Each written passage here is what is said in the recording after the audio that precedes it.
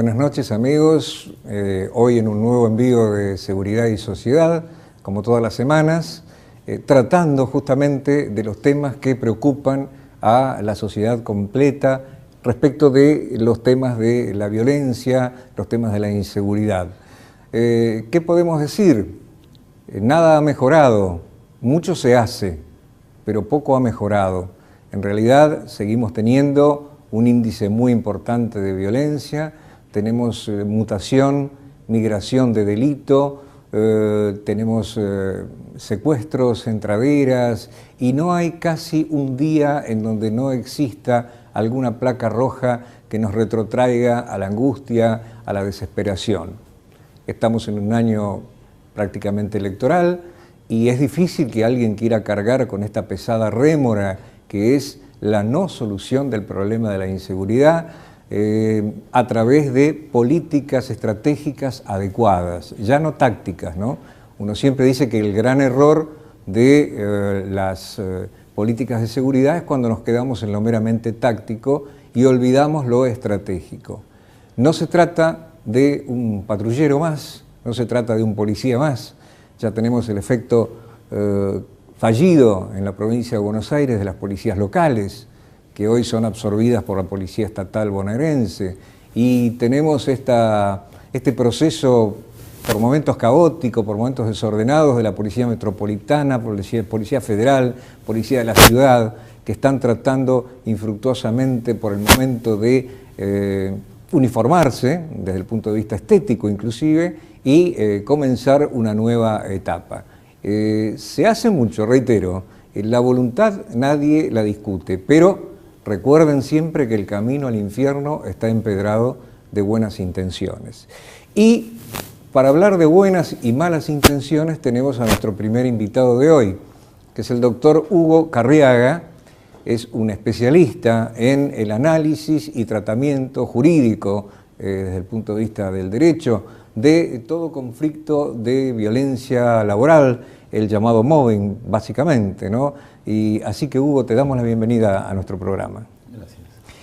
Primera pregunta, para que la gente sepa de qué estamos hablando. ¿Qué es el mobbing? El mobbing son todas aquellas acciones de una persona o de un grupo de personas contra una víctima para lograr su aniquilamiento psicológico o su abandono del lugar de trabajo, con las consecuencias psicológicas y físicas que trae para la víctima. O sea que no es solamente acciones físicas, sino que también hay todo un trabajo de orden psicológico que va mellando la personalidad como para que esta persona desista de continuar en su lugar de trabajo o desista de seguir en la actividad que estaba desarrollando. Sí, puede ser incluso omisiones. Por ejemplo, se realiza un congreso y se invita a todos los gerentes salvo a uno. Entonces esa omisión, que es a propósito, deliberada por la persona que es el victimario, produce en el tiempo una degradación de la autoridad del gerente no invitado, por ejemplo. Una omisión maliciosa, digamos así. Totalmente. Que genera esta sensación de mérito en lo personal, en lo intelectual, para con la víctima, ¿no? Sí, sí. Yo recuerdo el caso, y quizá tenga que ver con esto, del chico denominado Pantriste, ¿no? Que en la escuela de pronto reaccionó en forma absolutamente desproporcionada y produjo un desastre, un mini Columbine, digamos, argentino, de la mano de justamente el maltrato que sufría de sus pares. Sí. Me trae a la memoria otro hecho, y esto, ¿por qué lo traigo a colación? Porque tiene que ver con la inseguridad en general. La masacre de hace pocos días atrás en el condado de Orange, en Estados Unidos, ¿no? En la Florida, en donde una persona que aparentemente había sido muy maltratada y finalmente obligada a renunciar a su trabajo en una fábrica de reacondicionamiento de motorhomes, irrumpió en el lugar y mató a varios de sus compañeros con disparos de armas de fuego, ¿no? Sí, ese caso es un caso donde se conjuga un despido bajo condiciones de humillación, una persona que es un excombatiente de 45 años, consumía estupefacientes, tuvo en el lugar de trabajo un hecho anterior que no fue bien tratado y cuando se produce el segundo hecho violento dentro del lugar de trabajo en abril de este año, lo despiden. Vuelve con un arma y un cuchillo, utiliza el arma, mata a 4 compañeros y a una compañera y se suicida. Lo llamativo de esto, según el informe de 2 informes que leí, es que él eligió a los compañeros a los cuales mató de una manera muy deliberada, apuntó a un compañero y le dijo que se vaya del lugar y siguió con la elección. O sea que esto está bien determinado que fue un problema en el ámbito laboral y las consecuencias de un maltratamiento de una situación laboral. Qué interesante el concepto que acabas de introyectar en esta cuestión, que no tiene mucho que ver, pero sí tiene muchísimo que ver. Que también hay una suerte de maltrato que se da en Estados Unidos. Hay una película que se llama 4 de julio, que es muy interesante, y que se da en nuestro país también, y que tiene mucho que ver con el logo de nuestro canal, ¿no? El canal 22, las Islas Malvinas. Los veteranos de guerra en muchos casos han sufrido mobbing, ¿verdad? En sus lugares de trabajo, han sufrido maltrato de tipo social a través de la ignorancia, del no reconocimiento, y esto puede traer, digamos de alguna manera, consecuencias de orden psicológico, fisiológico, que en determinado momento produzcan un daño. Sabemos de las enfermedades psicosomáticas, sabemos de la gente que se ha suicidado habiendo sido combatiente en Malvinas por no ser justamente reconocido por sus pares, que ese era en definitiva lo único que se pretendía, ¿no? Esto me parece que es un caso de mobbing. Sí, todo lo que involucre un lugar de trabajo y un mal manejo de la autoridad, sea ya en el ámbito militar como en el ámbito privado, y las consecuencias sobre una víctima es mobbing, porque la víctima está encerrada en un ambiente que es de su trabajo, tiene que cumplir una misión o una labor y es maltratado sin escapatoria, ¿no? Es grave. Puede haber, digamos, puede producirse el derivado de esta situación de mobbing a distancia, mediato, como en el caso de los combatientes, por ejemplo, que luego nadie los contrataba para trabajos, que eran prolijamente ocultados o olvidados en el caso del conflicto de Malvinas. Puede producirse una reacción que no sea inmediata y que muchas veces no se considera como ligada al problema del mobbing, que se suicide al mes, por ejemplo, o al año, a raíz de todo el maltrato recibido. ¿Hay casos de ese tipo? Continuamente hay casos de ese tipo. En el caso de la humillación, la víctima no reacciona inmediatamente en algunos casos, sino reacciona en el tiempo. Esta nueva metodología de utilizar las vías de Internet producen eso. O sea, es una gota que va rompiendo una roca que uno no sabe cuándo va a explotar. Son situaciones psicológicas, psiquiátricas que depende de la víctima cuándo va a explotar. Hasta donde yo entiendo, entonces, necesitamos 2 partes. Un victimario o varios victimarios y una víctima o varias víctimas. Un poco como el psicópata y el complementario, ¿no? Es decir, se necesitan 2 para que se dé la situación negativa.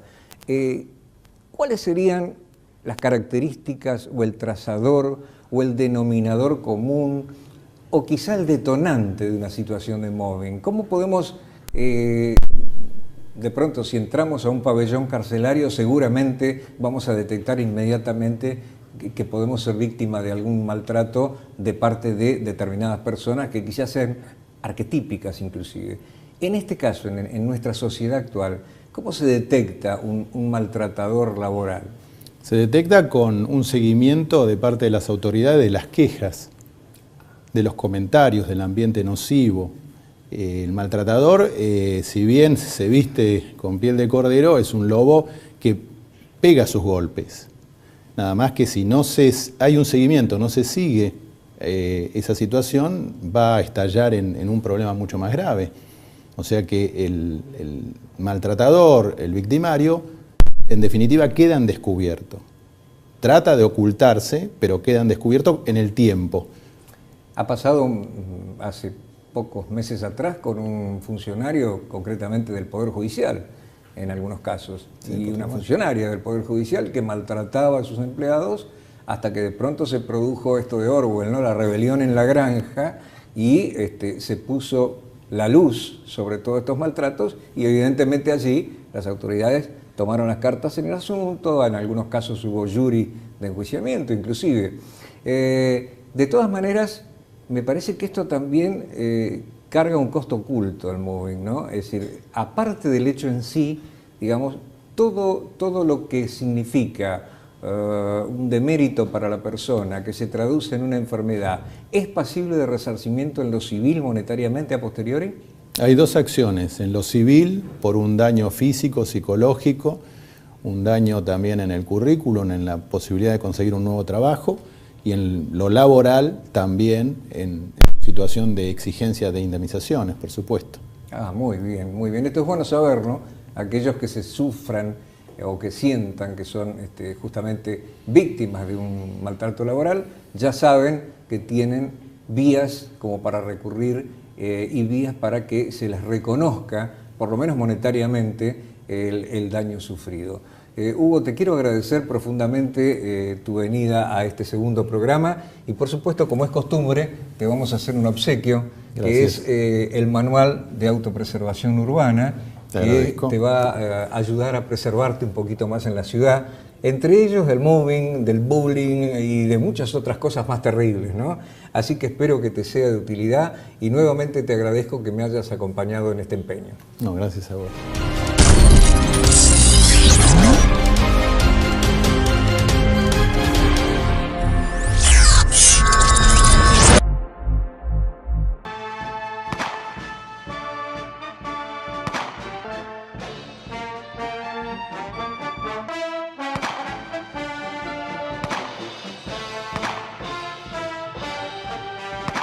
질서 있게 진행하는 것과 함께 백발백중의 사격술과 무쇠 같은 체력을 소유한 펄펄 나는 일당백의 삼권들을 존지시켜야 한다고 하시며 지령중 사격 요리도 가르쳐 주시었습니다.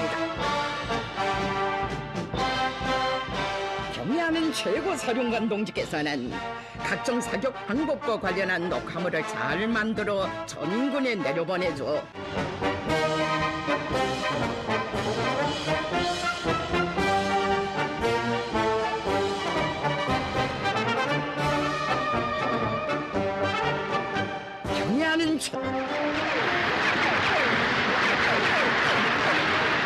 방백 초령의 무자비한 구정력을 힘있게 과시하는 인민군 본인들, 경의하는 최고 사령관 동지께서는 대연합 부대들이 협동작전으로 조심할 때는 침략의 무리들이 신성한데 조국 강토에 단 한 점이 불꽃이라도 튕긴다면 한문 그대로 총폭탄이 되어 적진이 뛰어들어 불벼락을 내릴 그 수경렬의 기상 훈련장에 나르치고 있습니다. 경의하는 최고 사령관 동지께서는 점톤들이 적진에 단숨에 타고 앉는 모습을 쌍안경으로 보시며 펄펄 난다고, 아마 훈련이 아니라 실전이면 적들이 미처 정신을 차릴 수...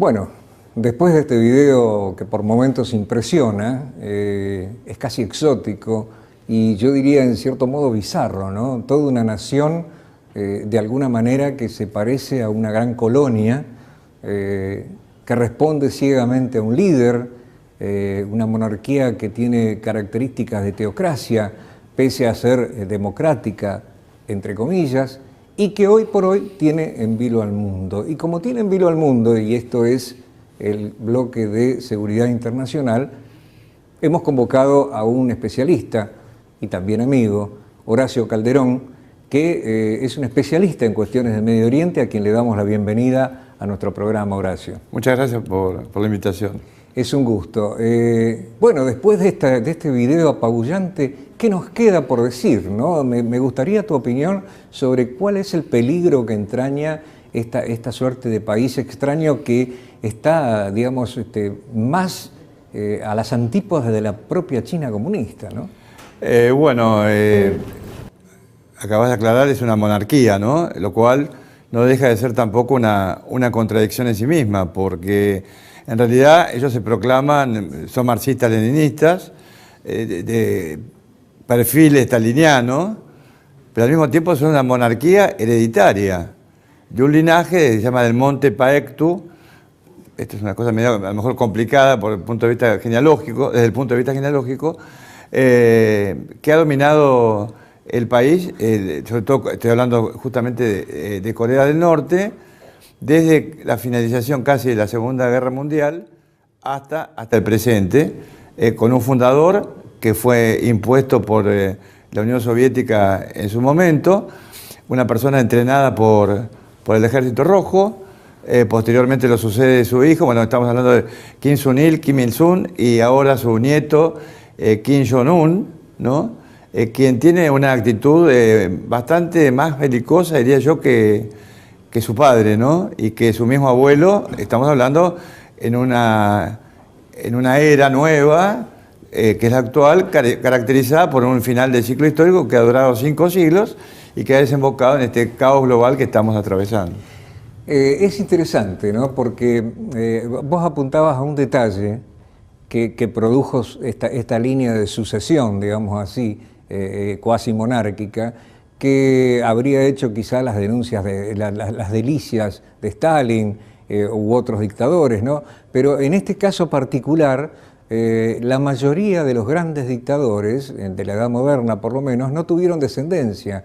Y en este caso, Corea del Norte tomó debida nota de este particular, cuidó la descendencia. De hecho, hubo un hermano que murió en circunstancias sospechosas, que era de alguna manera detractor del actual gobernante o regente, por decirlo de alguna manera, de Corea del Norte, lugar en donde hay 18 cortes de pelo, por ejemplo, permitidos, y un 40% del presupuesto se destina a la defensa, ¿no? Lo cual, por otra parte, nos lleva a, y acaba la pregunta, ¿qué va a pasar con esta carrera armamentista de tipo atómico? ¿Estamos ante un nuevo Armagedón atómico o no?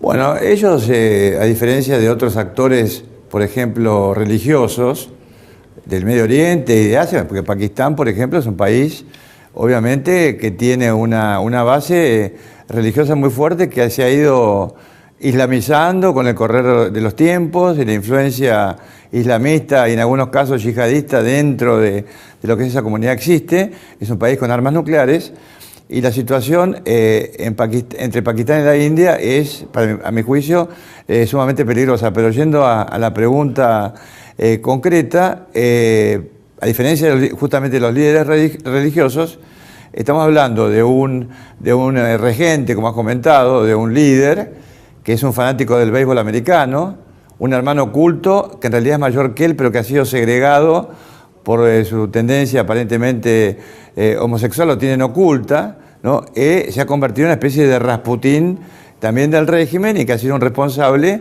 de varias de las acciones que ha tomado el actual líder contra su propia familia. Hay que pensar que ha ejecutado a su tío político. Yo no creo que Corea del Norte vaya a tomar la iniciativa de utilizar armas nucleares que todavía no tiene, con la capacidad reducida de poder ser alojada en un misil de corto, mediano o largo alcance, según esto sea táctico o estratégico, ¿no?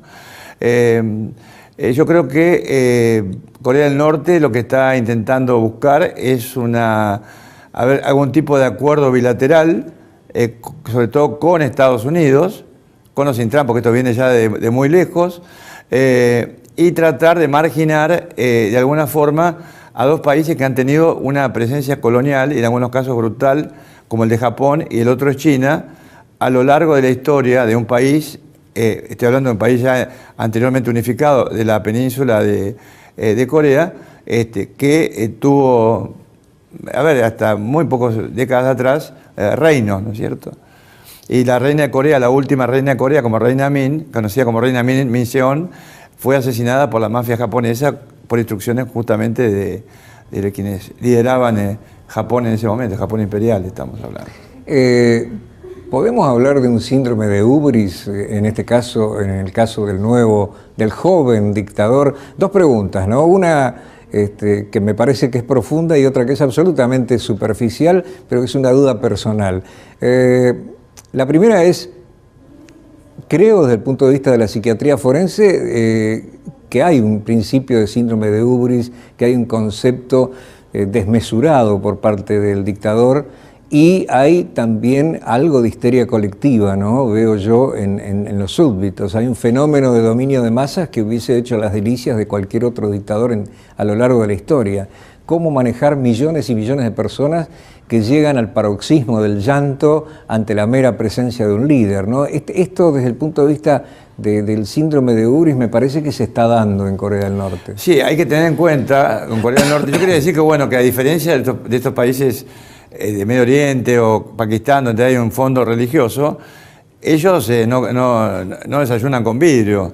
O sea, uno es amante del béisbol, el actual, por ejemplo.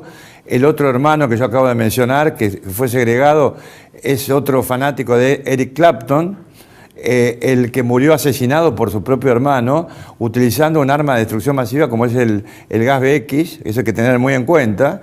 O sea, acá no hay equivocación alguna y muy probablemente haya sido asesinado porque se lo consideraba dentro del régimen coreano como un posible sucesor a partir de una especie de golpe de decapitación por parte de China. Se lo consideraba un agente chino y ahí su sentencia de muerte, ¿no?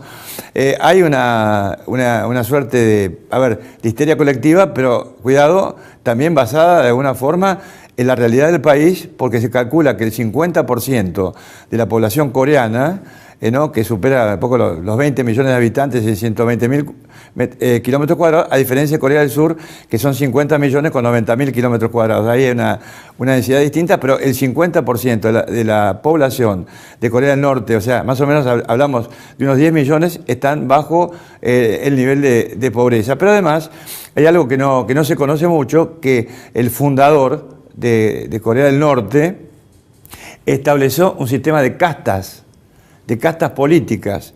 Esas castas políticas, que sería largo enumerar, no se puede obviamente, son 8, pero las principales son 5. Y de acuerdo a esas castas, ¿cómo se determinaron? Por el grado de compromiso, por supuesto con el fundador, pero también con la actitud que tuvo la familia de la persona que está insertada en una o tal casta a la que hago referencia, con respecto a la ocupación de Japón y incluso las relaciones antiguas con China. O sea, eso se tiene en cuenta para que la casta, digamos, superior pueda tener una cercanía, no solamente con el régimen que lidera este país, que es de corte estalinista, sino que es interesante, se le permite vivir, por ejemplo, en la capital.